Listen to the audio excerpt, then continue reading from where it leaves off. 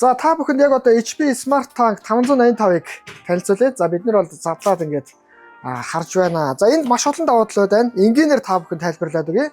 За сканер бол A4-ыг бол хэвлэнэ. Сканерд нь. За тэгээд утаснасаа бол Wi-Fi холболтоор команд өгөөд та хүссэн одоо зүйлийг хэвлэх боломжтой. За өөрийнхөө аппликейшн бол байдаг. HP Smart Tank аппликейшн гэж байгаа. Тэрнгээр дамжуулж бас хэвлэж болно. За хамгийн гоё зүйл нь юу вэ гэх юм бол бид нар ингээд принтерээ бариад принтерээ хороо бариад тэр код энэ код гэж хайгаа явж яадаг. За тэгвэл энэ дэр бол яг энэ асуудлыг бол бүрэн шийдсэн байна. За бид нар энэ дэр юу хэлэх гээд байна гэх юм бол энэ урд талд байгаа ингээд юм хорны сольдог юм байгаа. За энэ дэр та шарын шарлуун ягааны ягаан руу хийгээл за нэг үсрээл 3 минутын дотор та хороо өөрөө цэнэглэж чинь гэсэн.